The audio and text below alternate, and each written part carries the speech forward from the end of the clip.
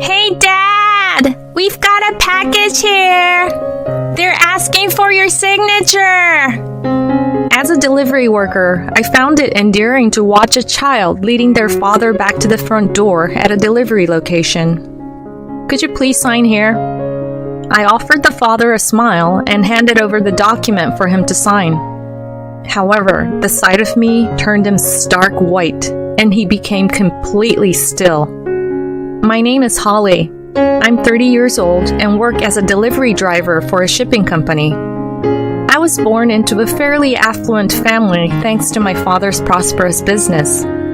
But rather than follow in my family's footsteps, I chose to branch out and find work elsewhere. While out on deliveries, I happened to cross paths with Darren, a man a couple of years my senior, working at one of my regular stops.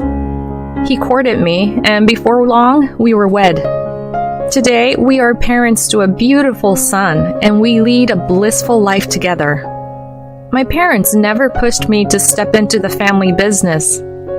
But before our wedding, my father questioned Darren. "Are you considering taking over our family enterprise?" Darren's response was a firm, "Absolutely." As a result, Darren quit his job before we got married and shifted to my family's company to train and eventually take over. Darren had always been a soft-spoken, serene man, but I noticed a change in him after we married. He started belittling my job and vented out his anger towards my father, his current employer, on me. Believing in the good-hearted man he was before we tied the knot, I hoped he would regain his former self once things at work stabilized. Hence, I decided to give him some breathing room. My father had informed me that Darren was having a hard time improving his performance in his role as the external sales rep. I thought that might be adding to his stress. But instead of improving, his behavior only escalated for the worse. Chores that we should have been dividing between us were slowly piling up on me, with him excusing himself saying he was exhausted from work, and he gradually withdrew from helping raise our child. Feeling partly responsible for asking him to switch to my family's business, I found it hard to confront his worsening attitude. In the end, I found myself frantically juggling housekeeping, childcare, and my work duties. Eventually, my personal grooming as a woman took a back seat. Seeing this, he would mockingly comment on my looks, saying, "Hey, it seems like ever since you became a mom, you've stopped putting as much time into your appearance, like not bothering with your hair and skipping makeup. What's up with that?" He also began comparing me to a female colleague, saying, "At work, there's a woman your age who's raising 2 kids, and she puts on makeup and keeps her appearance neat every day. I wish you could take a leaf out of her book." Isn't that woman you're talking about, Nicole, in the administrative department? She lives with her husband's parents at their home, right? And both of her children are in elementary school. She wasn't working when her kids were little. The clerk, Nicole, that Darren mentioned, had left the company when her kids were born. But guess what? She's back now, thanks to her in-laws stepping in to help with taking care of the kids. But when I told this fact to Darren, he deflected the conversation saying, "My parents live far away, and if we were to live with your parents, I'd have to see my boss all the time, wouldn't I? Living together with your parents is impossible." On his days off, he would frequently leave the house saying, "I'm going to a business seminar." I was the only one managing all the household chores and taking care of our son. It was really exhausting. Between juggling work and childcare during the week, and then trying to tackle the mounting housework on my days off, I was just getting more and more drained, both physically and mentally. I could have reached out to my parents for some help, but I was worried that I might somehow put Darren in a difficult spot at his work, so I found it hard to ask for that extra support. But there's only so much a person can take. Amidst such days, I eventually collapsed from all the stress and overwork. It happened at my workplace, and when they couldn't reach Darren, who was my emergency contact, they reached out to my mother, who rushed over. Are you so swamped with work that you're actually passing out from exhaustion? Does Darren even realize you're working to the point of collapsing? I think he does, but he's also pulling long hours trying to secure his position in the company, so I can't really ask for his help. You could have told me. I worried that if Dad found about all of this, it could somehow impact Darren's position at the company. After taking some time to consider my words, my mom finally spoke up.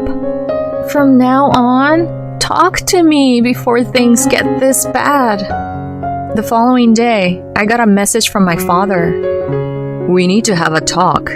Come home without letting Darren know. When I returned home in response to his message, my father told me, frankly, Darren isn't improving in his role at all. At this rate, it's not just about being ready to take over. He can't even handle his current responsibilities. We can't trust him with the company if this continues. And he's been attending external seminars, learning things that don't align with our company's ways. Whatever the reason, he isn't following the advice given by our staff. If there's no improvement, we can't keep accommodating him. We could introduce him to other companies if he's not willing to make changes.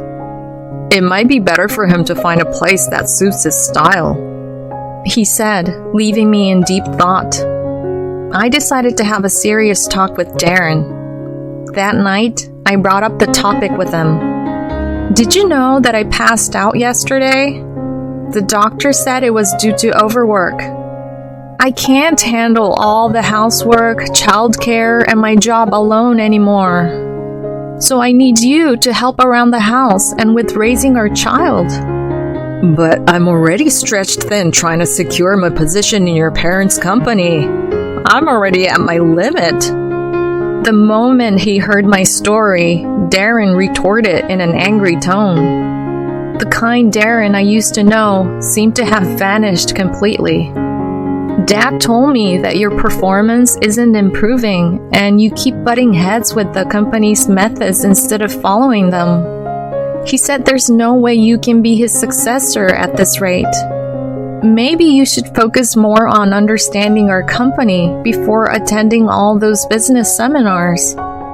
If you can't do that, he suggested you might be better off leaving the company, and we'll do our best to help you find a job that fits you.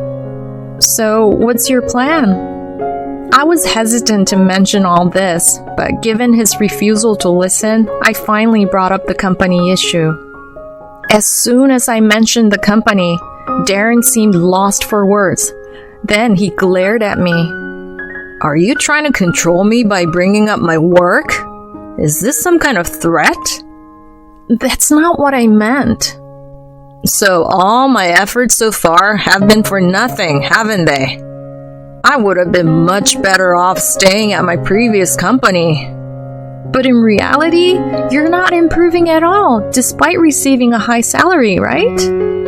I thought he would explode at my words, but surprisingly, he became quiet. I've been trying to figure things out, but it's not going well. Starting tomorrow, I'll change my approach, pay more attention to your dad's advice, and strive to improve. I'm sorry.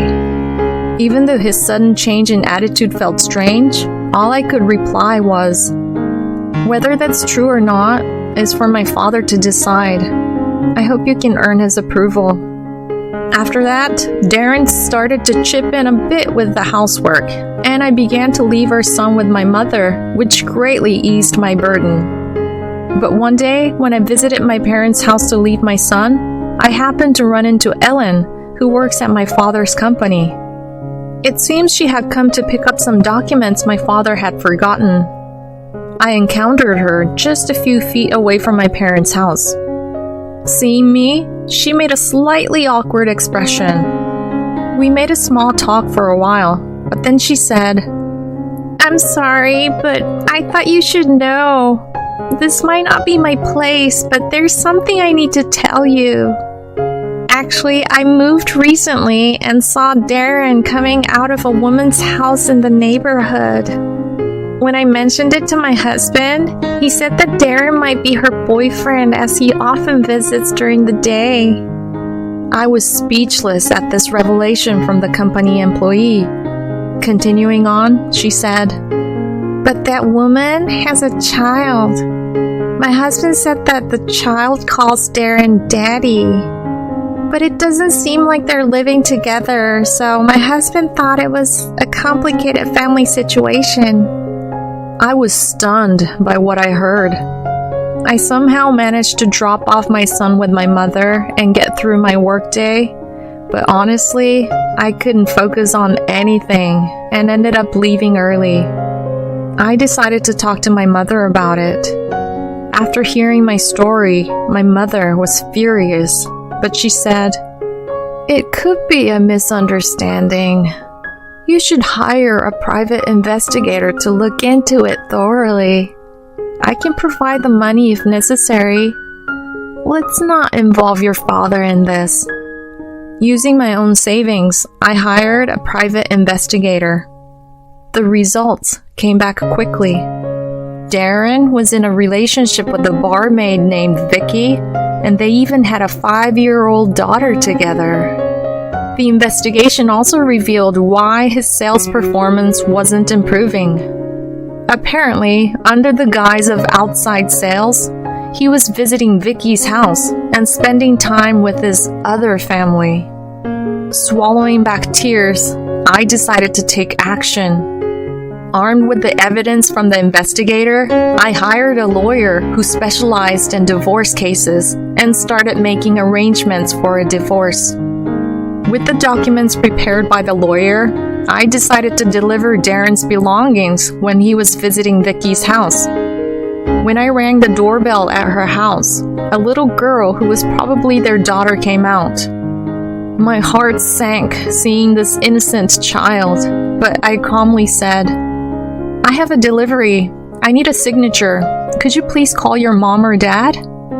At this, the girl shouted, "Hey Dad, we've got a package here. They're asking for your signature," and went back inside, dragging Darren out by the hand. Seeing me at the entrance, he went pale, stammering, "Why?" "Just need a signature right here," I said, flashing my most charming grin before handing over the divorce papers and his belongings. It's a misunderstanding." He tried to argue, but just then, Vicky, suspicious about his delay, poked her head out from the living room.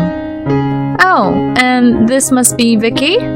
I asked Darren. "Who's this lady? Do you know her?" She made a puzzled face and asked, "Nice to meet you. I'm Holly, Darren's wife." "Excuse the uniform. I'm on the clock. I'll be claiming damages from you too, so please go through these documents," I said and handed her the documents for claiming damages. To the still petrified Darren, I said, "It's time we finalize this divorce. You need to acknowledge your daughter too. Oh, and Nicole. I'll also be claiming damages from her." I had found out from the investigator that he was also fooling around with Nicole, his company's clerk. "Nicole's married too, huh? Her husband should hear about this, and my dad will definitely hear all about it." At this point, Darren looked like he was about to faint. The one who stopped him was Vicky. "What's going on? I know you had a wife, but you have another mistress?" She shouted and began to confront Darren. The sudden argument, or maybe just the tension, set Vicky's daughter off crying. I decided to leave them to it and head home. I filled my parents in on the situation and moved me and my son's things to their place. Later, I met with my lawyer, filed for divorce from Darren, and sought alimony, child support, and damages from both Vicky and Nicole. Nicole's husband reached out to me. We agreed to share the cost of the investigation, and I handed over the evidence to him. Apparently, Darren had been spending his weekdays at Vicky's and claiming he was at business seminars on the weekends while actually spending time with Nicole.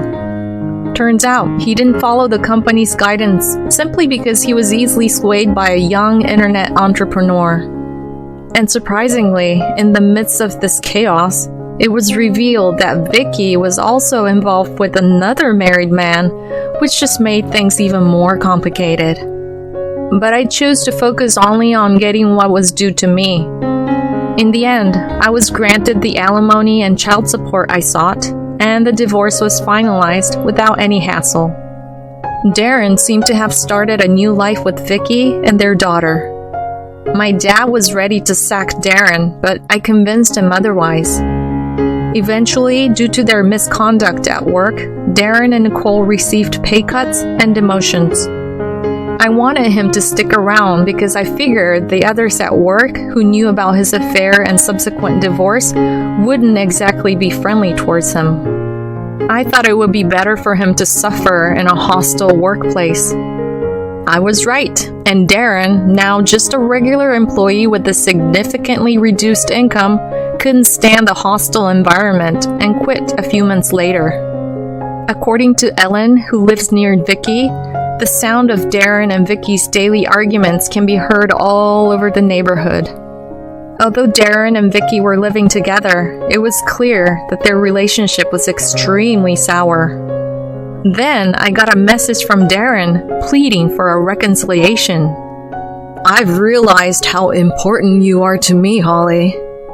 Ever since then, Vicky has been blaming me for being broke, and she's raising that I should pay the damages claimed by the other man's wife. You are all I have, Holly. Help me. Let's start over." What are you talking about? To begin with, if Vicky's daughter is 5 years old, that means she was born 2 years into our marriage. There's no way I can forgive a man who's been lying to me for over 5 years. We're never getting back together again, I said bluntly and hung up the phone. I blocked his number after that. In the end, Darren and Vicky's arguments only intensified, leading to a noise complaint from the neighbors and their daughter being taken in by Vicky's parents. Darren found another job, but it paid much less, and with damage claims coming from all directions, he couldn't afford the rent and had to move. I don't know whether they broke up or are still together after that. I apologized to my parents, saying, "I'm so sorry for bringing such a person into the family and causing trouble for the company." But my father said, "Honestly, I was already done with them before you even talked to me. I only tolerated him because he was your husband. I think my leniency might have ultimately hurt you. I should be the one apologizing." I thanked Ellen, who initially tipped me off about Darren's visits to Vicky's. "I was worried that I might negatively impact your marriage, so I didn't say anything. But I'm glad things have worked out in a way you can accept." After that, I started working full-time instead of part-time, and I'm living a new life with my son. Of course, the alimony and child support payments, which were supposed to be made in installments, were already behind schedule. So after discussing with my lawyer, we're considering taking Darren and Nicole to court. The whole ordeal was a tough battle, but thanks to my parents' unwavering support, things seemed to be going smoothly. The damages I claimed from Vicky were paid for by her parents, so I guess we'll contact Darren and Nicole's parents to see if they can pay for them as well. While it doesn't seem like everything will be resolved soon, I hope to tie up the loose ends quickly for the sake of my son and me. I felt guilty for taking my son's father away from him, but my parents shower my son with love, and my mom comforted me by saying, "Do you think your son would want a father like Darren? In other words, it's better not to have such a father at all. You just need to love him twice as much." Thanks to her, I was able to let go of that guilt. For the sake of my supportive parents, and most importantly for my son, I want to give my best in my future life.